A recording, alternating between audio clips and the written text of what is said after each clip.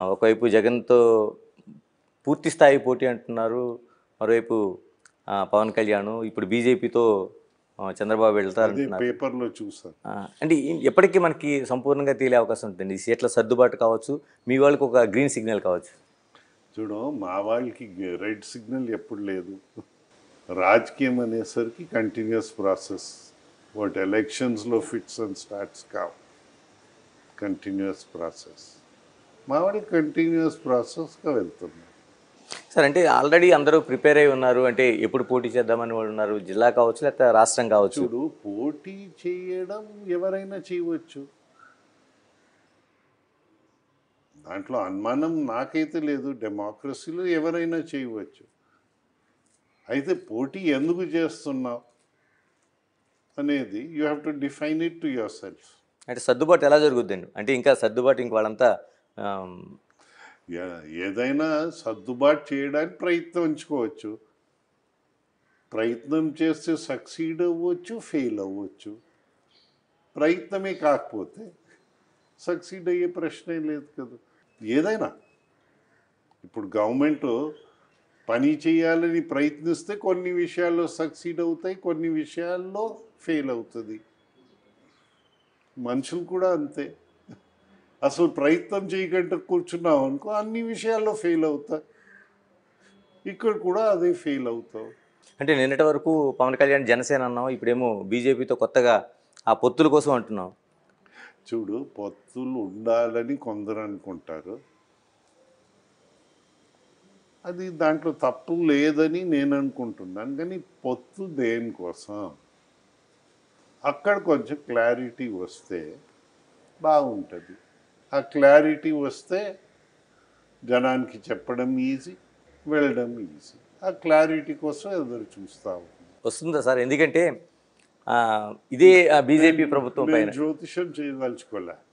అంటే ఇదే బీజేపీ వస్తుందా లేదా దేవుడికి తెలియాలి. నేను సింపుల్గా చెప్పాలంటే, కాంగ్రెస్ అధికారంలో ఉంది మన రాష్ట్రం విభజన చేసేటప్పుడు.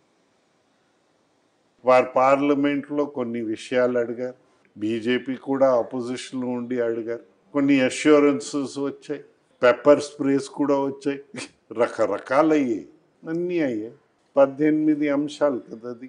Assurances 11 institutions. దాంట్లో ఒకటైనా పూర్తయిందా ఇంతవరకు? సో మీకు ఇలాంటి కొన్ని సమస్యలు ఉన్నాయి. ఇప్పుడు పూర్తి చేయవలసిన బాధ్యత కూడా కేంద్ర ప్రభుత్వందే, అడగవలసిన బాధ్యత రాష్ట్ర ప్రభుత్వంది. గతంలో 11 ఇన్స్టిట్యూషన్స్కి భూములు అప్పచెప్పారు, ఇన్స్పెక్షన్స్ చేశారు, కంపౌండ్ వాల్స్ కట్టి అప్పగించారు. ఇది జరిగింది ఈ రాష్ట్రంలోనే. మెడ వంచి తెస్తారన్నారు. ఎవరు మెడ ఎక్కడ వంచారో ఎక్కడ పడేశారో నేను చెప్పక్కర్లేదు. ఇవాళ ఒక్క ఇన్స్టిట్యూషన్ ఈయన అడగరు, వారు చెయ్యరు.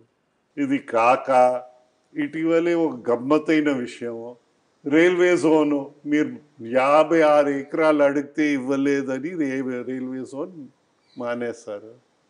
అదే కదా అన్నారు. ఎవరి బాధ్యత అండి? రాష్ట్ర ప్రభుత్వానికి బాధ్యత, కేంద్ర ప్రభుత్వానికి బాధ్యత. బాధ్యత అయిన కేంద్ర రాష్ట్ర ప్రభుత్వాలు ఆలోచించాలంటావా? ప్రజలు ఆలోచించాలి. అనాలోచిత మనుషుల్ని, అనాలోచితంగానే వ్యవస్థల్ని మనం తెచ్చి మనం వెళ్తే ఏమవుతాం? అదే ఆలోచించమంటున్నాం. సిద్ధం ఉండవచ్చు, ఇంకా ప్రజలకి లూటీ చేయాలని చాలా సిద్ధం ఉండవచ్చు. అది కాదు ప్రశ్న. మాకు ఇంకా ఒక పక్కన కొందరు ప్రజాప్రతినిధులు మా పార్టీ చూడకండి, పబ్లిక్ స్టేట్మెంట్స్, టీచర్స్తో మాట్లాడుతూ ఇంతటితో మాట్లాడుతూ మా మొగాలు చూడండి అని. ఇంకా బాబు దండం. మొగాలు చూడడం కాదు, మన భవిష్యత్ ఏంటి, మనం ఆ విషయంలో ఆలోచించి ముందు. సార్,